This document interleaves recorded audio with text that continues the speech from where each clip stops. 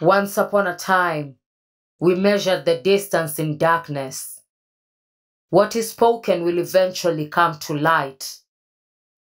Water captures your reflection. I capture human interactions. Create human-like conversational dialogue to help you write a blog, to cut down hours of prep that you log. I'm an engineer in marble. Who better to break down the Constitution? Who better to show and explain the revolution? Who better to uncover the truth? Montanna, Uncle Rico, Gerry Rod. We are a reflection of our country's scars. The Doneson Podcast.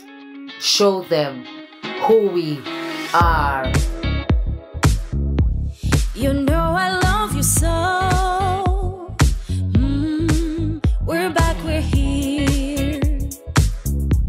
Let the music take control. The season's here. In case you didn't know, we're glad you're here. I hope you like the show. For many years. Let's start the show. So, Mama always told me, don't pick up hitchhikers, right? Hell no, pick up no hitchhikers. Now, I was always, I always like to help people out. If a homeless person, if it's during the day, if a homeless person comes up to my door and they say, hey, you got some money, I'll give them my change, or I'll give them some loose change or some dollars, right? So, the other night, I picked up a person that I felt sorry for, right? You felt sorry for him? Yeah. Why you feel sorry for him? What made you feel sorry for this person? It's like they were clean cut, nice shaved, they weren't dirty, and they were looking for a ride, right? And I said, I can put somebody that's clean in the back seat of my car. In the back seat? Yeah, they can't stand. You gonna put them behind you? Well, on the other side behind me. That way I can look at them in the rear view. You. Yeah. No, you gonna sit right beside me. Because if they get me first, I can turn the car and drive off the side of the road. If they're in your back seat, wait, hold on. But you see, if they're near me, then they can grab me. Okay, go ahead. I'm confused. Because this one ain't going right. So I picked up this hitchhiker, right? And they got in the back seat. We had a little small talk. They weren't up to talking really, right? And So you were chauffeuring? pretty much. You was a chauffeur? I was like, where to? They was like 4 miles down the street on the right. I was like, okay, I'm driving. I was like, does this place have a name or anything like that? And the guy said, 4 miles down the street on the right. I'm like, okay. So we were in a little bit of traffic, and he had a bag with him, right? And I was like, excuse me, sir, what's in the bag there? Just trying to make, he's carrying this big bag. And he said to me, none of your damn business. All right. So he got out. Get out. Right. So that's what happened. So we got there 4 miles later. I let him out, and I'm driving. I was like, I can't He wouldn't have made it to his destination. He told me that. Crap. Right. You get out right now. So I was driving, and then I was like, man, I looked in the back seat. The bag's still there? The bag was still there. So I had to. You looked in it? Yeah. What you find? None of your damn business. You took us all the way on that merry-go-round for that. Well, I fell for that one, didn't I? You did. Fell right in the trap. Well, I don't know where y'all get y'all news. Yeah. I like to watch the news. And my favorite show is Rabbit News.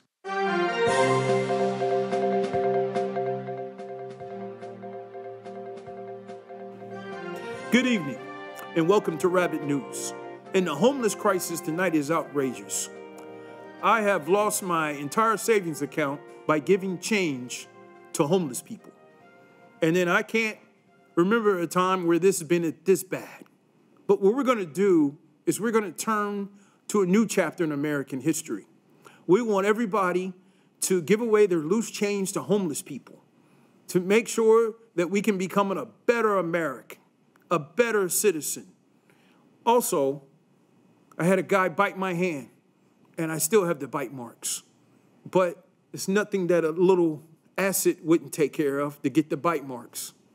Constantly, I had to tell my wife coming home, where do you get those bite marks from on your neck, in your hands? I said, baby, a homeless person bit me. She says, you're cheating on me. Another thing in homeless, that under your charity, if you feel that you have to donate to keep these people off the street, please do so. Please skip the 10% to 15% that you do at your church and only give them 2% and give the rest to the homeless. We want to conclude this broadcast by saying amen, or let the church say amen. Thank you for tuning in to Rabbit News. Good night.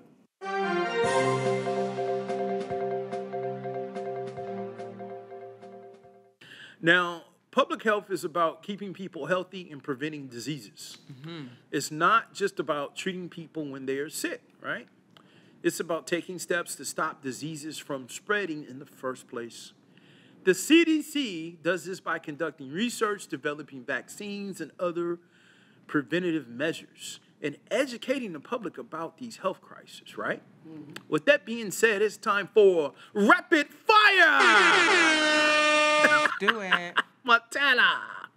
What are some of the CDC's most notable achievements? The polio vaccine in 55. Oh, there you go, Montanna. Good Yeah. job. Montana, who led the development of the first HIV/AIDS treatment, AZT. Dr. Fauci. That's right. That name sounds familiar, right? It does. Yeah. He's still around. Still around. Uncle Rico, what is one of the CDC's wide range of programs and services that benefit the public? Preventing diseases. That's man. right, Unc. Trying to be care. We're trying to be healthy around here. That's right. Healthy. Trying to be healthy around. Good job, Unc. Calling out Satan and all that old crap. Calling in to work. Now, a study found that in the 1950s, the CDC sprayed bacteria on the homes of African Americans in Tuskegee, Alabama, that caused. Oh man, tuberculosis. Yeah. That's right, Learning TB. about that, man. TB. Unreal. Yeah. All right, now, just a little bit about the CDC. The CDC, Centers for Disease Control and Prevention, is a federal agency that protects the health and safety of people in the United States. The CDC does this by conducting research, developing vaccines, and other preventative measures, and educating the public about health risks. The CDC was founded in 1946 in response to the polio epidemic, right? The agency has since grown to become one of the world's leading public health organizations. The CDC has a headquarters in Atlanta, Georgia, where I live at, and it has offices throughout the United States. Now, the CDC's mission is to save lives and protect people from health threats. The agency does this by working in 4 main areas. Infectious diseases. The CDC works to prevent the spread of infectious diseases such as measles, mumps, and HIV/AIDS, right? Chronic diseases. The CDC works to prevent the control of chronic diseases such as heart disease, stroke, cancer, and diabetes. Environmental health. The CDC works to protect people from environmental health hazards such as air pollution, lead poisoning, and foodborne illness. Illness? And you got an illness? Yeah, I got a TikTok. Yeah. All right, global health. The CDC works to improve global health by preventing and controlling diseases such as malaria, tuberculosis, and HIV/AIDS. Yeah, the CDC needs to go to every strip club in the ATL. Because it doesn't smell good doesn't mean you shouldn't eat it. I'm talking about the lemon pepper wings, yo.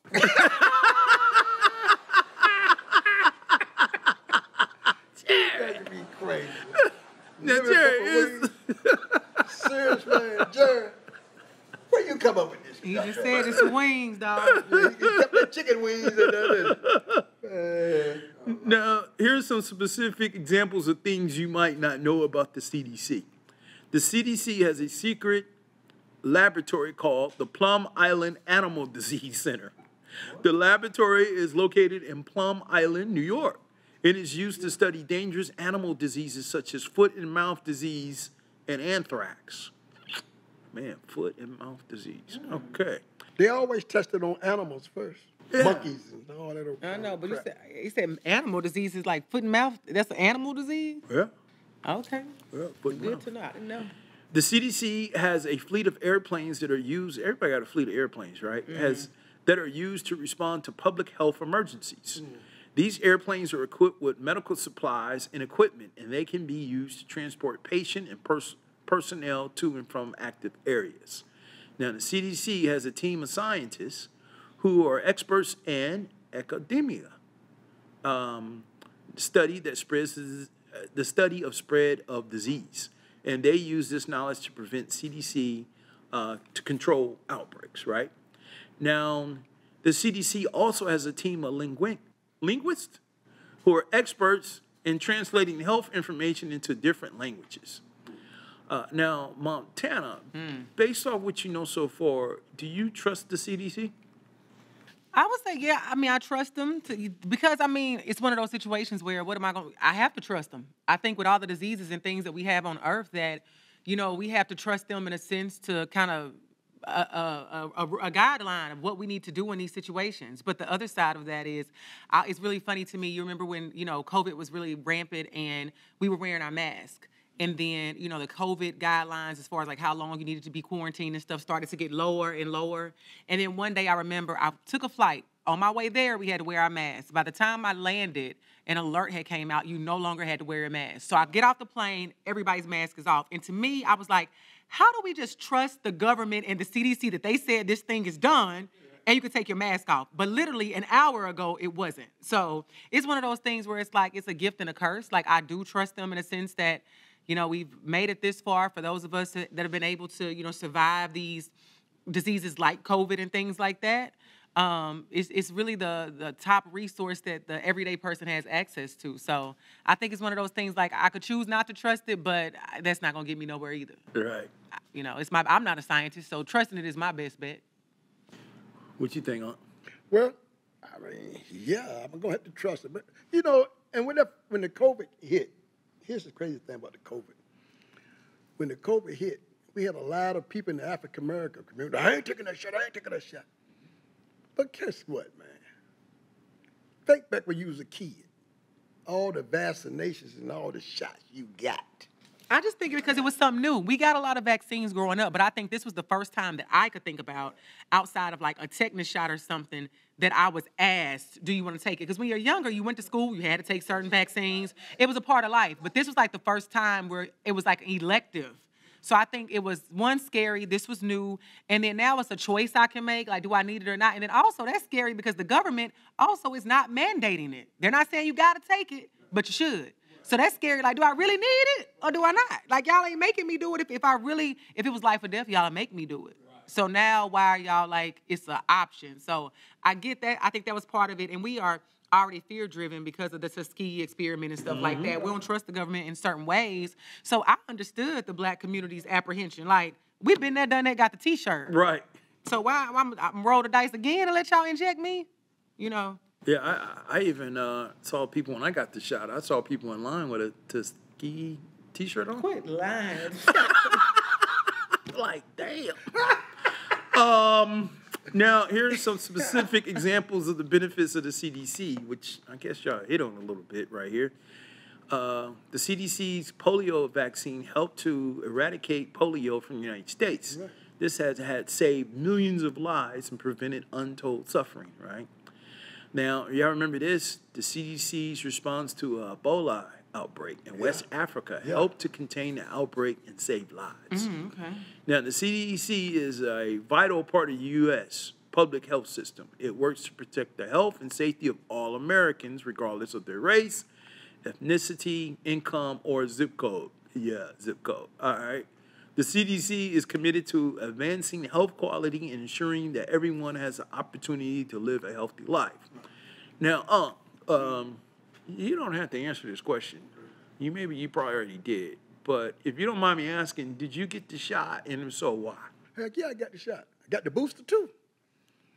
For COVID? Yeah. Yeah, I got both of them. And thinking about going to get another because quiet is kept. Go online.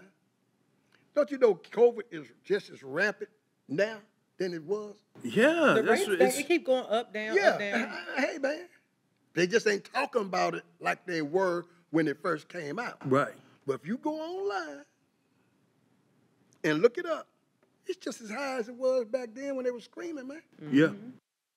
Yeah, I'm thinking about going to get another booster shot. So, yeah, I ain't playing, man. I ain't going. Nobody. And like I said, you got to pick your poisons, but I done had some friends that died of COVID.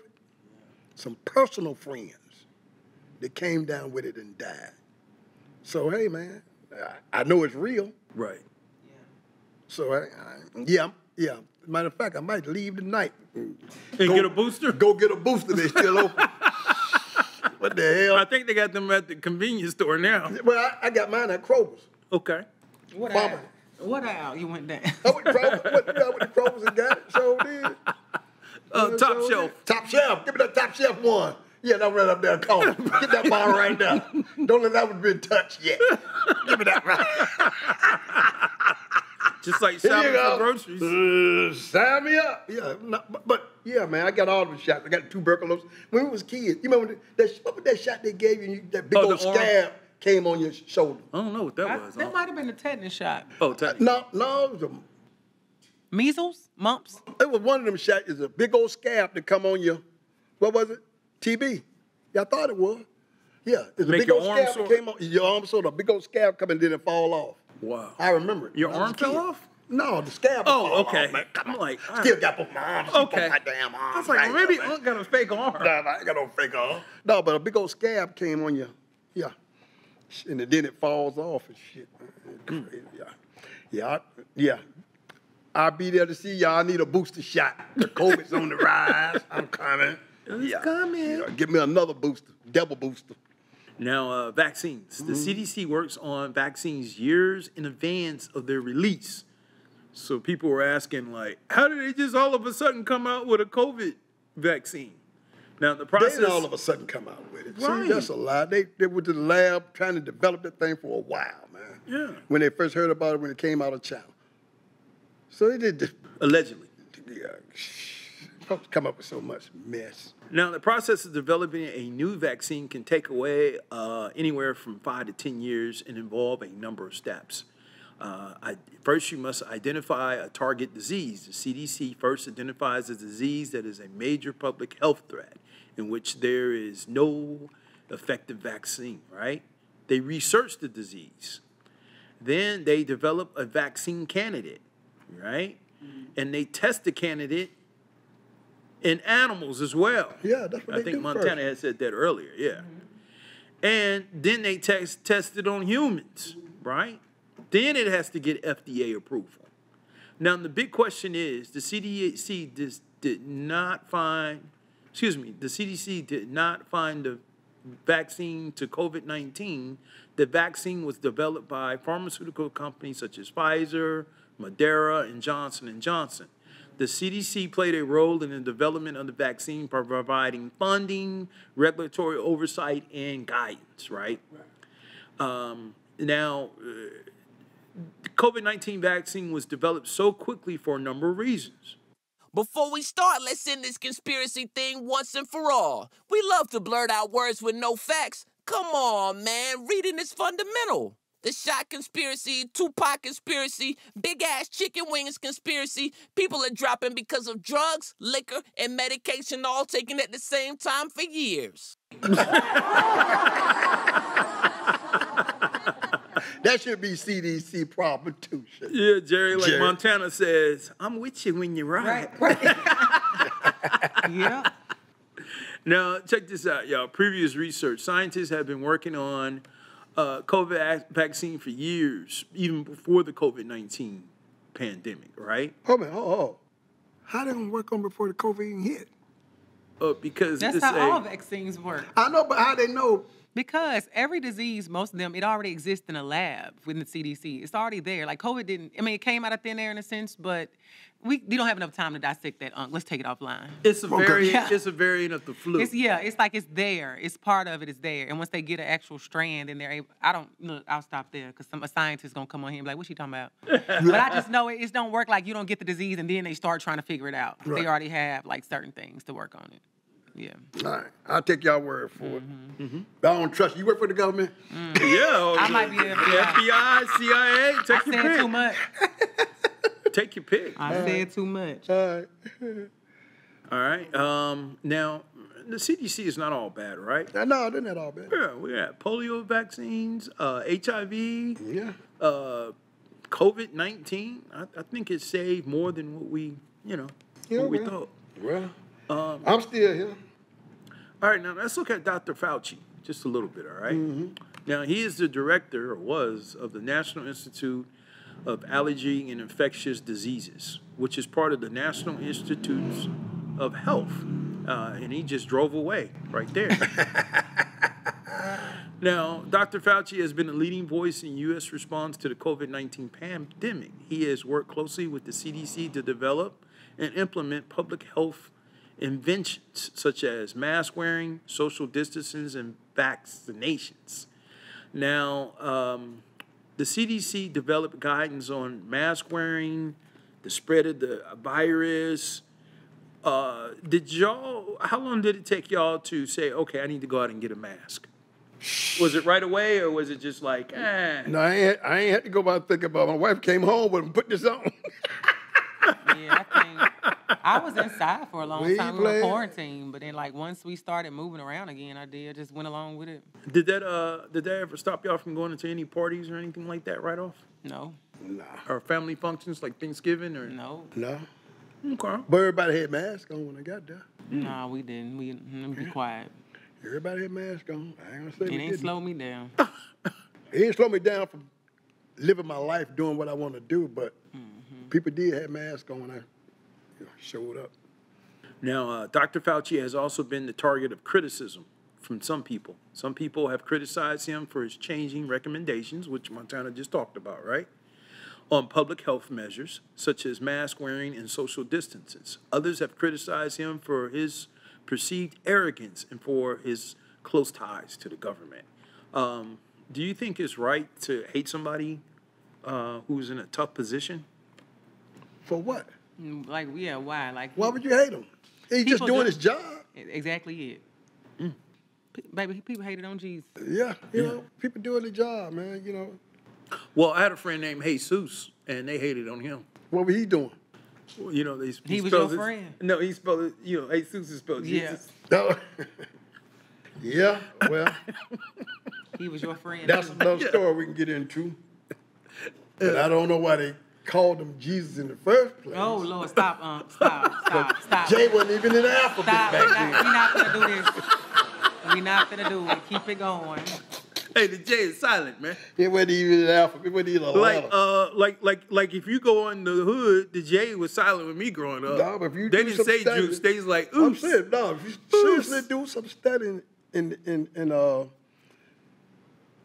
biblical studies and all that stuff, the J didn't even exist during the time of Jesus' life.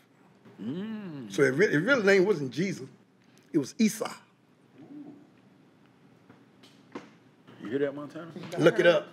I'm not going there. I'm not getting involved. I believe you. I just can't get involved. Yeah, Esau. Yeah. Mm-hmm.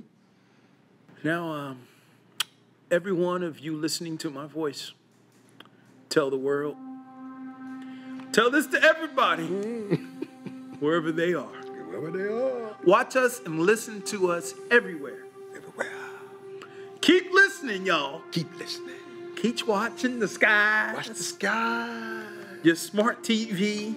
Your phone. Your phone. Your iPad. Your iPad. Your laptop. Your laptop. Your desktop.